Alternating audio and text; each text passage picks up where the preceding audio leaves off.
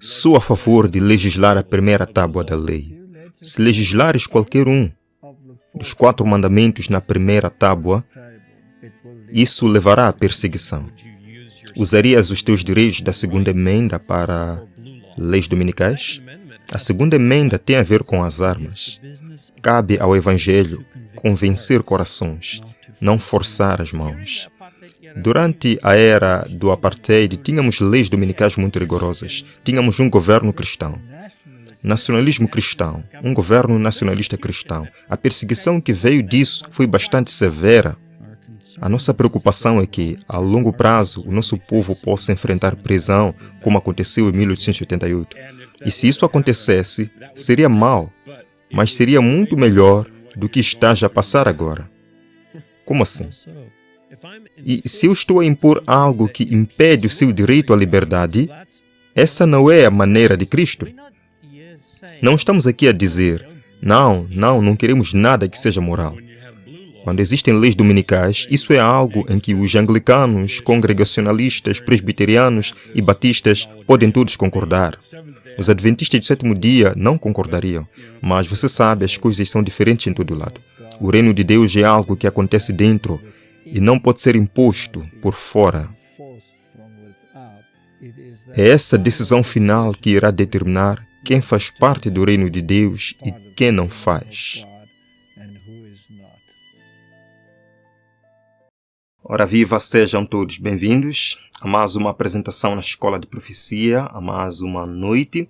Quero desejar a todos um bom começo de sábado e que seja um momento ímpar na presença e na companhia do Senhor.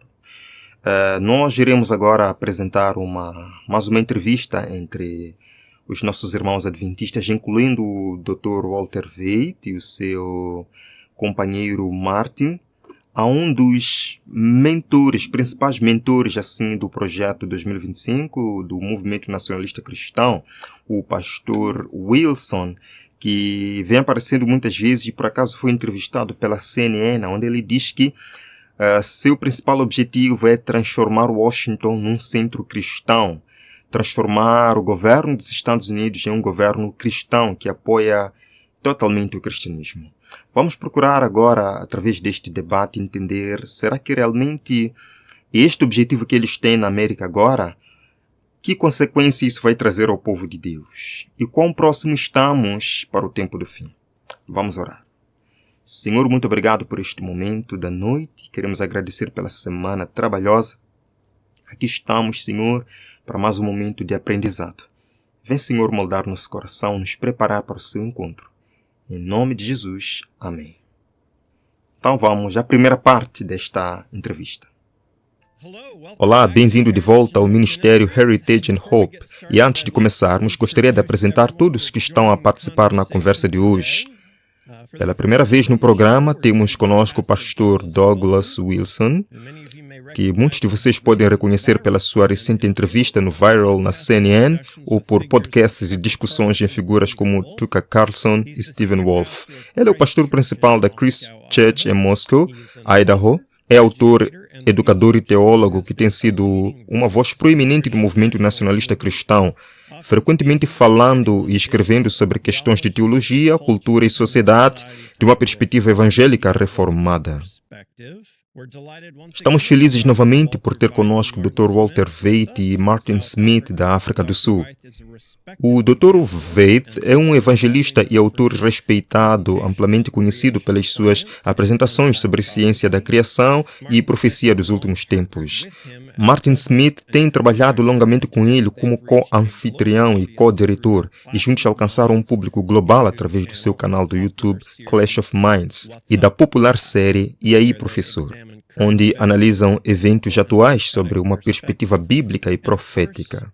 E claro, nós somos os seus anfitriões, James e eu, representando o Ministério Heritage and Hope.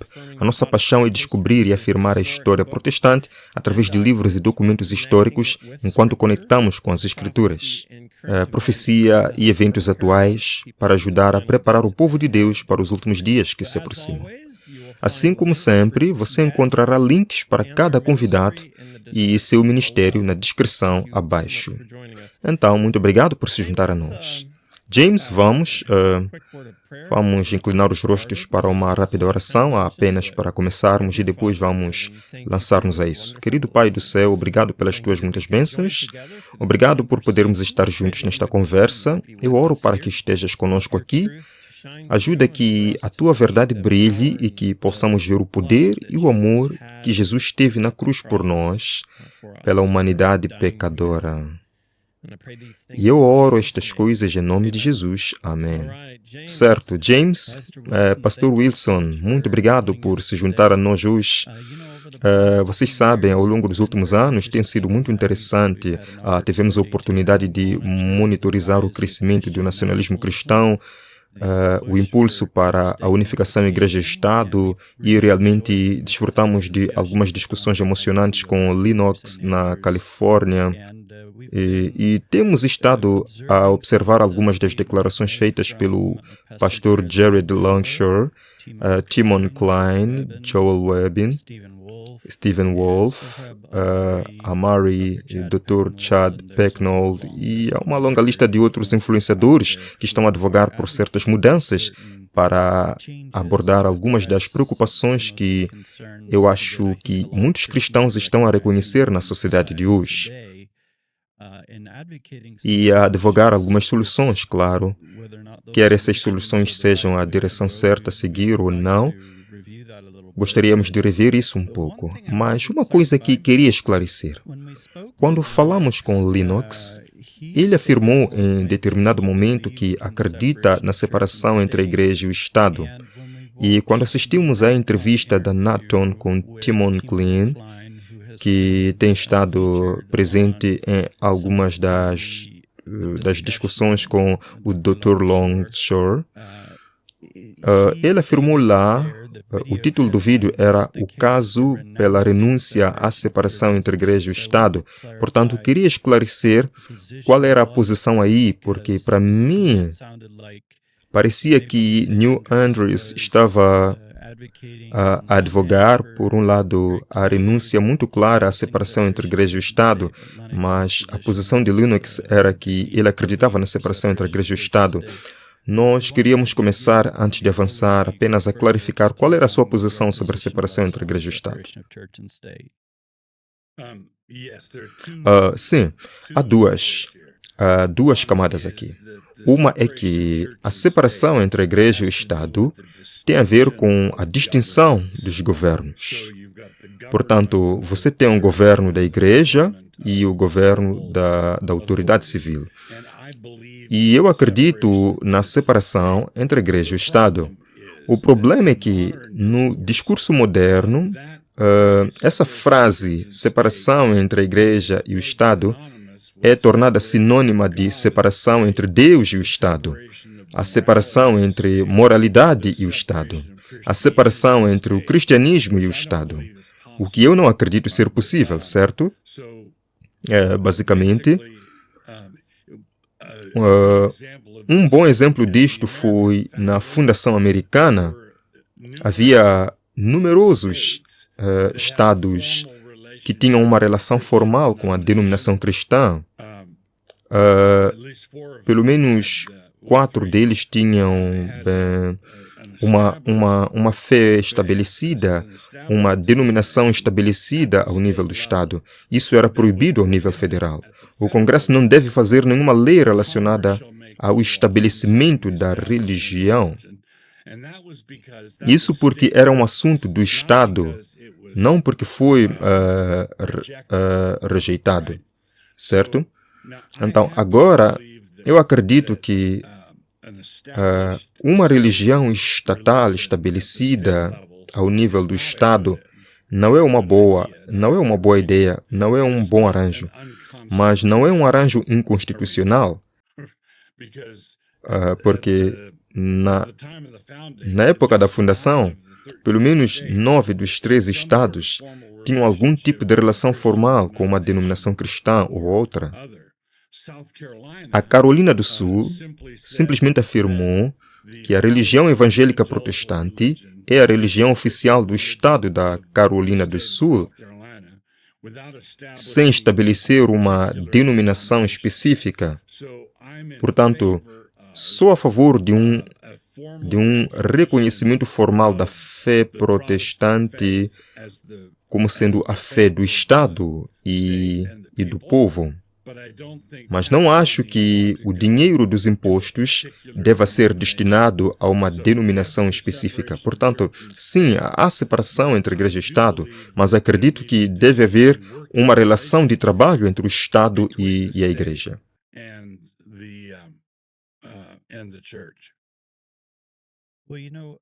Bem, você sabe, é interessante que você tenha mencionado o protestantismo. Uma das preocupações na nossa perspectiva é que quando olhamos para James Madison, sua declaração a Jasper Adams foi que no sistema papal, governo e religião estão de certa forma consolidados e isso é considerado o pior dos governos. Ele também afirmou que o número, a indústria e a moralidade do clero aumentaram manifestantemente pela separação total entre a igreja e o Estado. Então, eu suponho que isso leva à nossa próxima pergunta. Se você acredita na separação entre a igreja e o Estado e está defendendo leis dominicais em particular, isso não estabelece, pelo menos, uma religião como tendo poder ou autoridade com o Estado sobre outras em dias diferentes? Sim, eu acredito que uma ordem civil deve ser explicitamente cristã, certo? E mesmo Rhode Island, na fundação, tinha leis dominicais, certo? E Rhode Island seria o mais tendente a manter tudo distinto por causa das convicções de Roger Williams a esse respeito. Portanto, basicamente, eu não acho que seja possível uma ordem civil ser neutra quando se trata de Islão, hinduísmo, secularismo, ateísmo e cristianismo. Basicamente, você tem que escolher quem você vai servir. E se você tiver um consenso cristão, um povo cristão, eu acho que isso deve ser refletido em leis de bom senso, que esse consenso cristão geral apoia. Então, quando você tem uma lei dominical, quando você tem leis dominicais, como as lojas têm que estar fechadas aos domingos, esse tipo de leis, isso é algo em que anglicanos, congregacionalistas, presbiterianos e batistas podem todos concordar. Os adventistas do sétimo dia não concordariam, mas você sabe, as coisas estão difíceis em todo lado. Tudo bem, agora é exatamente aqui que entramos, porque nós também, tal como você, acreditamos na separação da igreja e do Estado.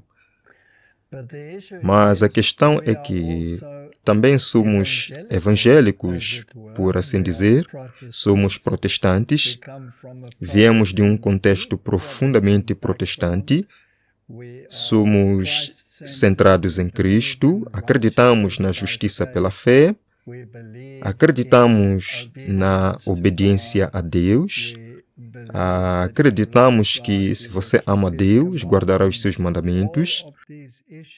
Todas estas questões estão em conformidade exatamente com o que você tem vindo a dizer.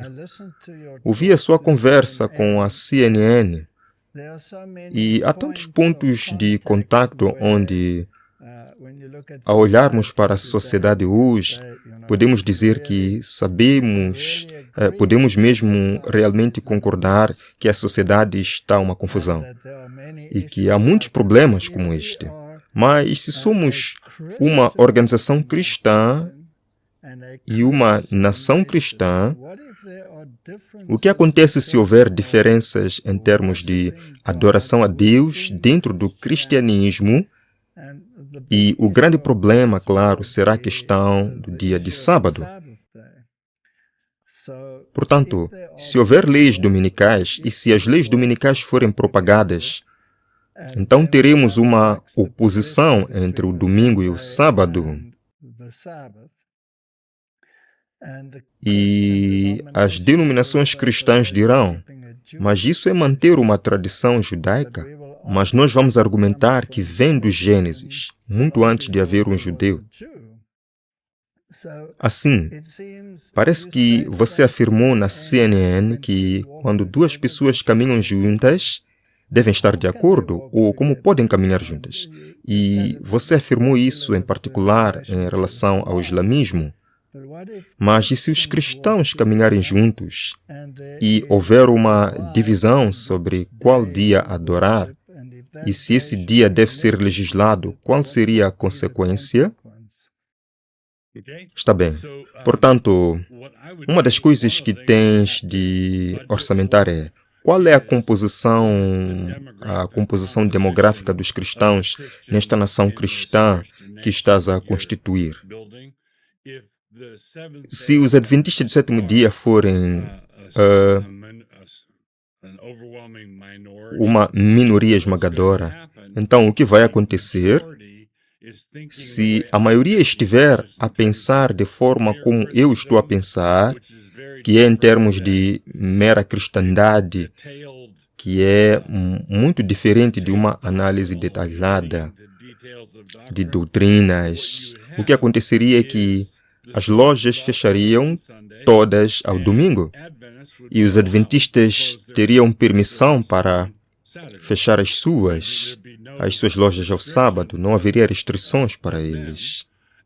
E depois, se tivesse adventistas que trabalhavam para, digamos, sabatistas do primeiro dia, teria adventistas que eram empregados, teria uma estrutura de leis de tal forma que fosse amigável para os adventistas que queriam tirar o sábado de folga e ter, sabes, basicamente não há razão para forçar ninguém, mas a forma como iria acontecer, a maioria das lojas fecharia se a maioria dos cristãos fossem do primeiro dia. São observadores do primeiro dia.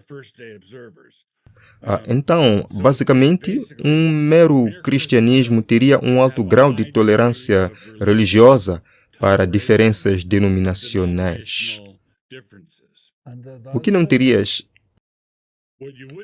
terias é uma frenética 24 horas por 7 dias, gastar, comprar todo o tempo, tudo seria fechado.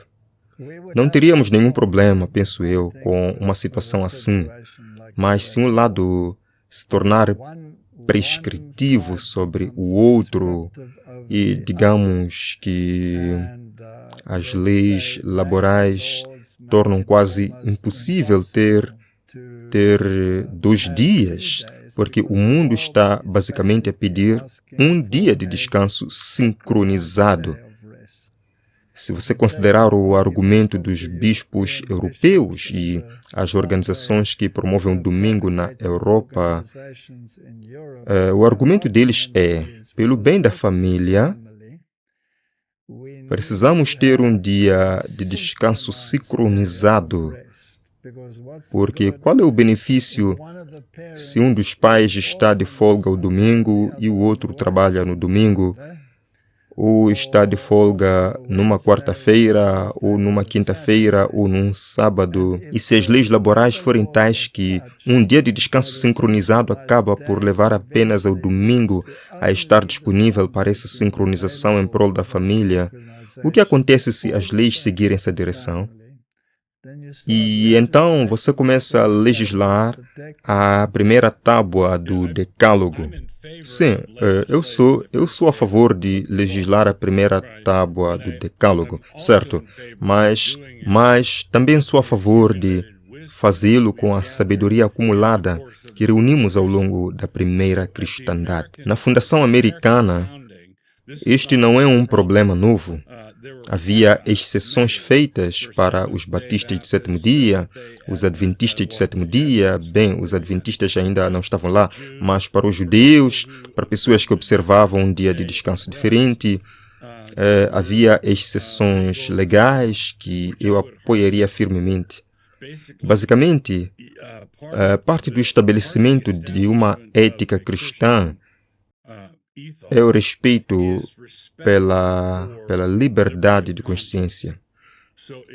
Portanto, se alguém discorda de você e isso não perturba a paz, então você deve acomodá-lo na medida do possível. Agora, se eu conseguir imaginar um país onde 99,9% da população observa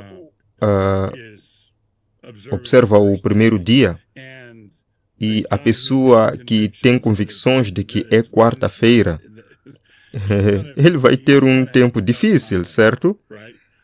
E o que ele precisa fazer para resolver isso é persuadir as pessoas.